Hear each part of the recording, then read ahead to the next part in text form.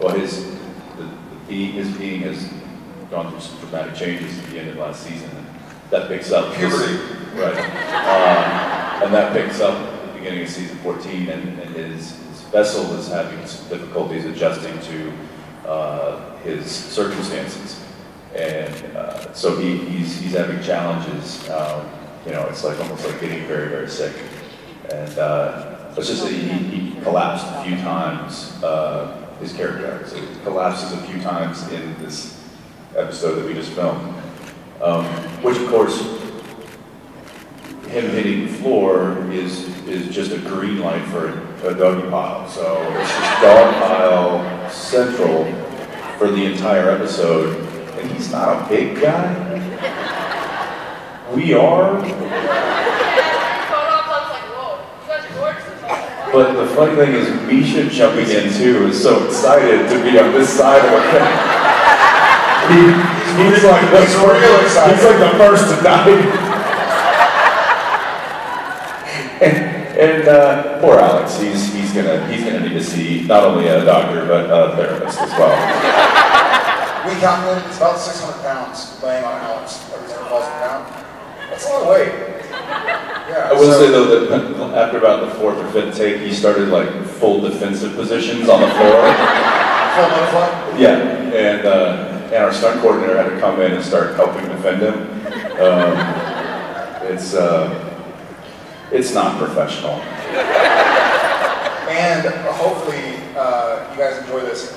He and I are making a concerted effort to, when something goofy or silly happens, we make sure to say, because when they call action and they start rolling, when they call cut, let's say you do 3 takes of a scene, they'll usually only print the 1 or 2 or 3 of, let's say you do 6 takes rather. They'll print 1, 2, or 3 of the best ones, but one, something went wrong, the lighting was wrong, or we didn't hit our marks, or we forgot our lines, and sometimes there's a goofy one, but they have to say to the script supervisor, make sure you print take 3, even if it's just them goofing around. So I know a few times we've both been like, hey, make sure you print that so it can be part of the gag reel. My goal for this season is to have like a 2-hour gag reel.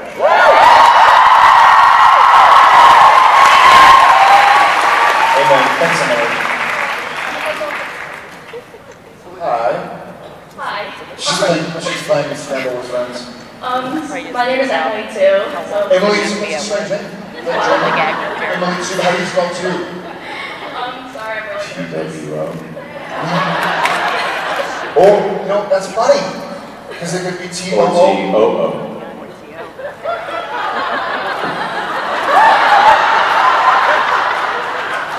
That actually works. I'm sorry.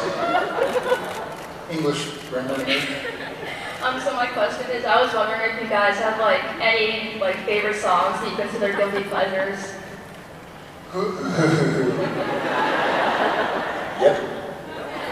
Yes, thank you, Emily, too.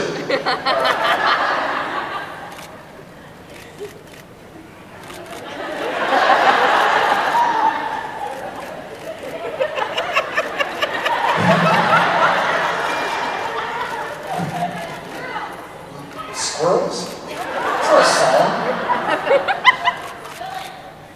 That's not a song either. Spigots. So, legitimately, a lot of my guilty pleasures are songs from the 80s and 90s. Yeah, but there's nothing guilty about that. Because they're classics now. No, you must know a song that you would be embarrassed to tell everybody that you're gonna tell everybody. Baby Shark? Is that a song? Well, I'm embarrassed for you. I legitimately did not know that was a song. Take It Off? Shake It Off. This is a family show. Come on. You know it? No, I'm not embarrassed by stupid music. Like what? Well, let's see what's on my phone here. Does Groove Is in the Heart count? No. And it is. It's right there. What? Barbie Girl? Barbie Girl?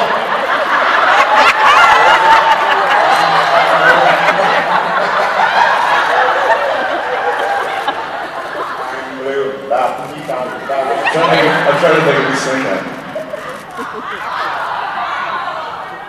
Water? No, we're fine, thank you. I'll keep you some water. Madonna's badass. So, love you. I don't. Holidays good? What, Mbop? I have Mbop on my phone. I've paid for Mbop. But again, that's like 90s. What's your guilty pleasure song? You have a guilty pleasure song? Well, I have like a whole guilty pleasure playlist, but if I had to pick one, probably Africa by Toto.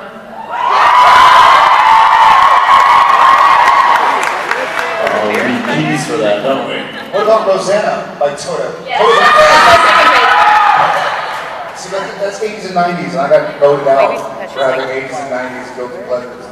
Does it count if the guilty pleasure is a strict result of your kid? Okay, so JJ likes to get fired up on her way to school, and she makes me like turn it all the way up for that song, Fight Song. Rachel Platten, is that it? That's a good song. There's some great boards. Yeah, but it's not something I'm gonna. But here's the problem: is that I'll play it when she's not in the car. Too.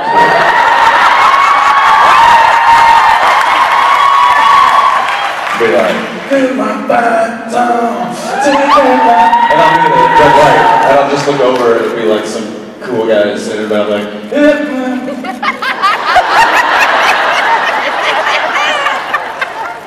You got it all wrong, because you have tinted windows, so you need to go, this is my daughter, like that. Let me think about I don't know, that's one for now, but I'm sure that'll change in, 6 weeks. that. And I'll be singing some other person's song that I've never heard of before. Yeah. Emily, too, in honor of your vote, I'm going to go with Toto Africa for now, but I'll think of something. I promise. The song's really great, by the way. Hi. Hi, my name is Kristen. Hi. My question for both of you guys is, after the show is over, what do you guys want to do? Get her! What do you guys want to do with your acting career? Do you want to continue doing TV? Do you guys want to do movies? Do you have anything in your mind you might have lined up? FYI, DC's looking for a Batman and a Superman.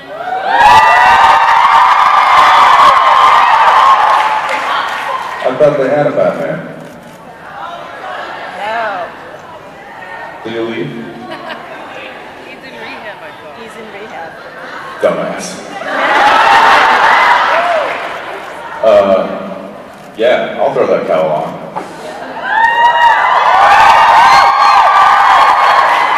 No, I'd buy that movie ticket. I don't know.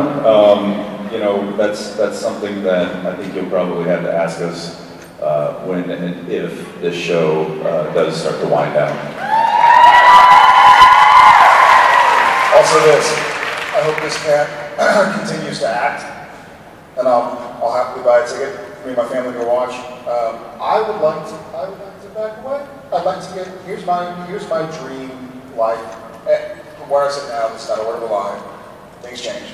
But I would love to basically, stop acting, and hopefully if my buddy calls, one of my favorite jobs I ever had, and this is so stupid, well, it's just so weird because I went uncredited for it, but I got a phone call from the director, and his name was Sean, and he's like, hey dude, Tom doesn't want the bully at school to be shorter than he is. You mind coming in for a couple days? I'm like, sure. I made, $100 a day or $100 a week or something like that, like the absolute minimum, and it was for cheaper by the dozen.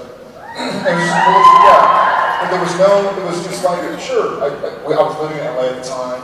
They were shooting in downtown LA at some school, I believe, Pasadena or something. And so,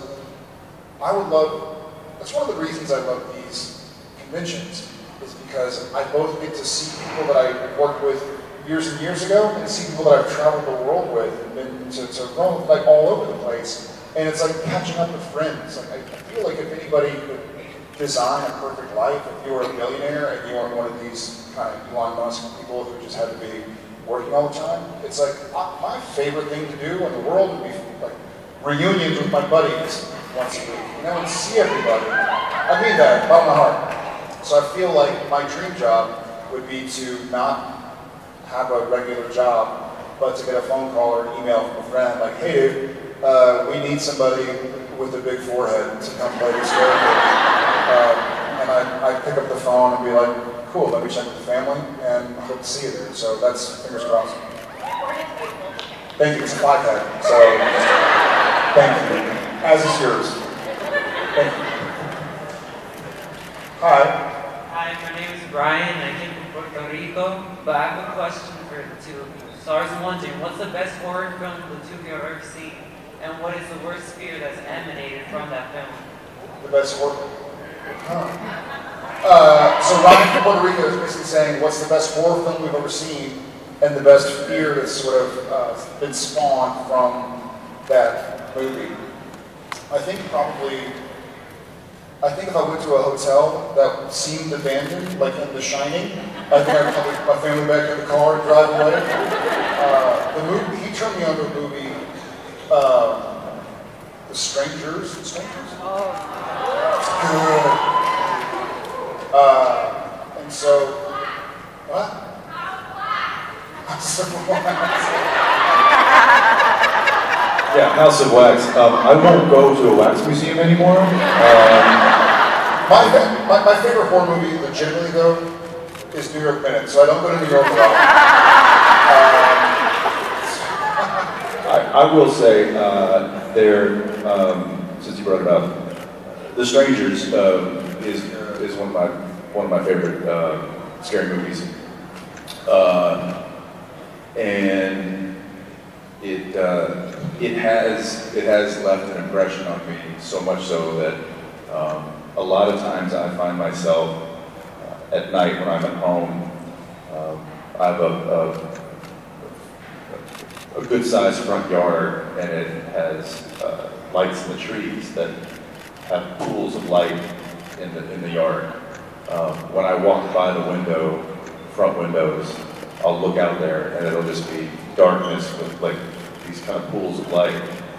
And almost 100% of the time, I expect to see somebody standing there. And it is because of that movie. And obviously they're wearing like a happy mask, but they're just standing there like this in a pool of light. That would send me into a frenzy. And by that I mean that would send me to my gun safe. Until you said it, the same thing. So our property has cameras all over the place. And one of the camera systems sends alerts. So every now and again, I'll be home in Austin, and it'll be, like midnight 30, and I'll get, motion, a sense in front yard. And I'm like, do I want to look? Because oftentimes it's just the light changes slightly, or the neighbor drives his car, or Lightning. a bug next to the camera system. And I'm like, I'll make sure the doors. Genevieve makes me walk around all the doors and windows before going to bed and make sure they're closed and locked. Probably because I movie. I'll leave you with this. Not a word of a lie. The other day, this was maybe a couple of weeks ago, I was in my living room, and I was watching the late night football game. Everybody else had gone to bed, and I kind of you can see my front porch from if you're sitting on the couch out the windows. And I looked out there, and the porch lights were on. You could see the porch, but then it kind of just disappeared into the darkness. Which then you get out of the yards and you get the pools of light. But just in that pool, that light that was the front porch. And this is another movie that's played on this fear that it originated from Strangers. Is The Purge. And I sat there and I instantly envisioned several people in masks walking into the light. And now this means that they're on my property. B, they probably aren't here to, hand out Girl Scout cookies. And 3, this was my greatest fear, is which way do I go first? Do I go to my closet to get something to protect myself and my family? Or do I go to my children's rooms? And I sat there and I started sweating, thinking about this, what would I do in that moment? Would I go to protect my children, barehanded? Or would I go this way and hope that they don't beat me back to them? That was a real fear I had. And it struck me, and then I was like, well, I'm turning this off and going to bed, because I can't enjoy this game anymore. And those were fears that were born out of movies like that. So, yeah. What about you, Ryan? Well, there's this movie on Netflix called Before I Wake, and in that film, there's this creepy, I don't know how to describe it, an entity, let's just say that, created by the boy, and it was called the Canker Man, supposedly. It was horrible, it was scary, and so every time